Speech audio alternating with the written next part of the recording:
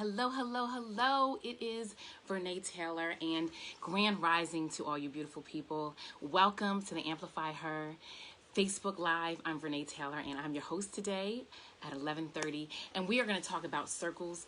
Today, I want you to finish this phrase as it applies to you. Am I my keeper? Yes. Am I my? Yes. So all the fellas that are listening and all the ladies that are listening, am I my brother's keeper? Yes, I am. Am I my sister's keeper? Yes, I am. So I want you to remember that phrase today as we talk about circles. We talk about the inner circle, the outer circle, the importance of the circle. So no matter what, you have to really take inventory of the people that are around you. So I learned at a very early age from, I believe it was my grandmother or my aunt, that said, choose your friends, don't let them choose you. So come on, somebody, choose your friends, don't let them choose you. So what does that mean? That means that sometimes you have a certain light in you, you have a certain intrinsic quality in you that we all have, that some of us maybe haven't tapped into yet. But there's something in you that gravitates people towards you, right? It's almost like a magnet. And that's a good thing. That's a great thing. But sometimes there are people that are going to come along that want to attach themselves to that thing. They want to attach themselves to that gift, that light, that spirit, that greatness in you. And they're not trying to attach themselves to you for the connection or for the relationship, but they want to attach themselves to that thing. They want something that you have. So that means that they're willing to take, but they're not willing to give. Come on, somebody. There's some people that are in our lives that are here taking up space and not bringing any value. But no more. No more do we want that, right? So lesson number 1 is choose your friends. Don't let them choose you. Because sometimes there's something that you have that they need. They're in need of. Come on, somebody. It's the dream killers. It's the naysayers. It's the haters. Sometimes it's just the people that are jealous or envious. So it's very important that you take an inventory of those that are here for the long haul, those that are here willing to pour into you as you pour into them, and those that you choose. So that's lesson number 1 about the circle and the importance of your circle. Lesson number 2 that I learned, especially in my field, and just sometimes I think probably by experience, sometimes I learned the hard way. But I learned that you need to be intentional. All right. Now, intentional is so important. I mean, we need to be intentional in every area of our life, but especially when it comes to the people that we surround ourselves with. So I do have to be very transparent. I do have to be very, very specific to the people that I have in my circle, right? I want to give a shout out to all of the beautiful people. My day one, shout out to my day ones that are on this broadcast. Shout out to my day ones that have supported me in every endeavor. People that I've been with for 20, 30 years, right? That know me, they know me from everything. They know me from, childhood, and we're playing in the sandbox in an elementary school. I'm talking about those day ones. So I thank all of my day ones, and I'm eternally grateful for those type of people in my life. The ones that you grew up with, those that are in the neighborhood with you, those that you went to school with. If you went to college or you furthered your education in other ways, they're people that you picked up along the way. They're great people, right? But you also have to be intentional. And when I say intentional, that means you want to find people that are like-minded, right? You want to find people that are God-fearing. You want to find people that are sharing in the same gifts that you have, are sharing in the same vision that you may have, sharing in the same area of expertise and profession that you may be walking in, right? And most importantly, purpose. So not to say that these people that you have met along the way or people that you grew up with are not sharing in those things. But sometimes we are attached to those people because of where we came from, where we grew up, because of what's familiar. And it's great to have someone that's from a different background, maybe from a different profession. You get different perspectives. But it's also important to be intentional, to surround yourself with people that you want to pour into you and you can pour into them. I have a great friend, actually a vocal coach. He's an elder. Shout out to Carl Jenkins of the Jenkins Brothers out of South Jersey. But he always said you need to surround yourself with who you want to become. And what I mean by that is sometimes we're looking to elevate. We're looking to get better. We're looking to grow and evolve. And we don't even really know exactly how to do that. We don't know how to tap into, that strength to get it done. So it's important that we find ourselves with people that are doing what we're doing, or doing what we've never done, or walking on stages that we've never been to or been on, right? Or walking in spaces that we have never experienced, we've never encountered, right? Because you want something different. And in order to get something different, you have to do something different, right? Because we know what the definition of insanity is, to continuously do the same thing over and expecting the same result or a different result. But you want a different result, so you want to do something different.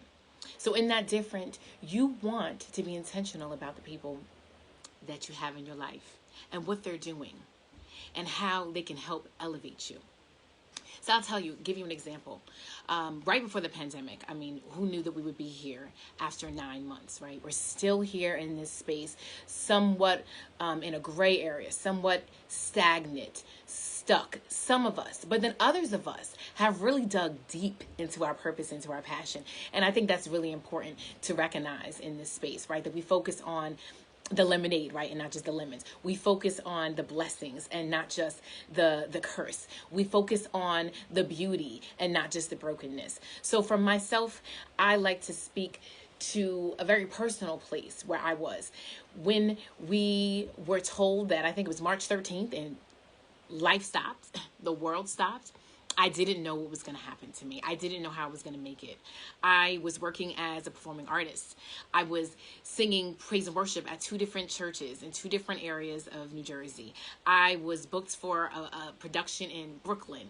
I was booked to go back to Atlantic City to sing on that stage, and on many stages actually in different casinos with a gospel play that we featured there. And there was other things, other productions that we were in pre-production. We were getting ready to go and rehearse.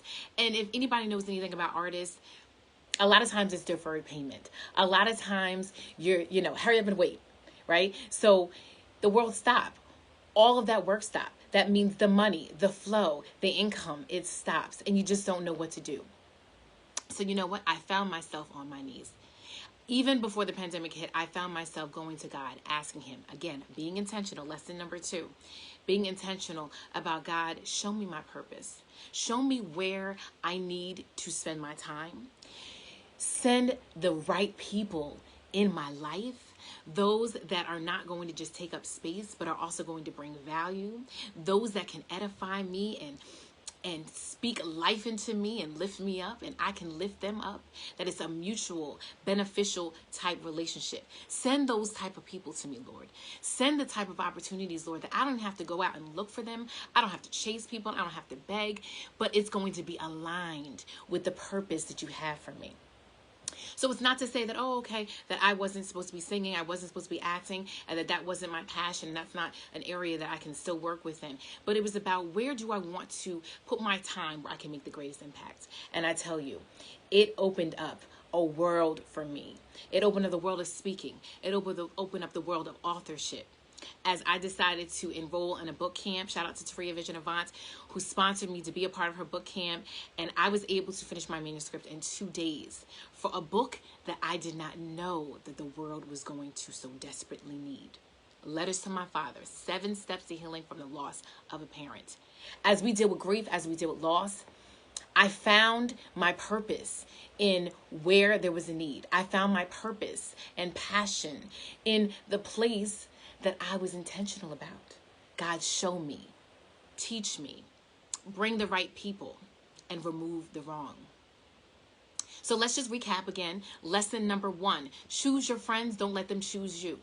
Right? So that means that we all have this intrinsic quality, but you want to make sure that the people that are in your life, that they're there for a reason. You want to make sure that they're serving you in a way that's aligned to your morals, aligned to your values, aligned to your vision. And lesson number 2, be intentional. Now, lesson number 3 is my favorite. Okay, it's my favorite, and that is squad goals. Now, we always talk about hashtag squad goals, right? Because, it's fun, it's familiar, it's trendy, okay? Come on, somebody, with these hashtags. It's very trendy. But I'm talking about the real squad goals. I'm talking about you finding the people that not only share in your passion and your purpose, not only share in the vision that you may have for yourself, not only share in the same likes and dislikes and similarities within your level of expertise and business, but the type of people that you can join forces with, the type of people that are going to call you when, they've got an idea and they need to brainstorm, right? They just need to get it out. And they want to kind of have like a joining of the minds. The type of person that you can talk to in the midnight hour, that will pick up your phone call when you can't even sleep because you're crying, you're hurting, you're broken.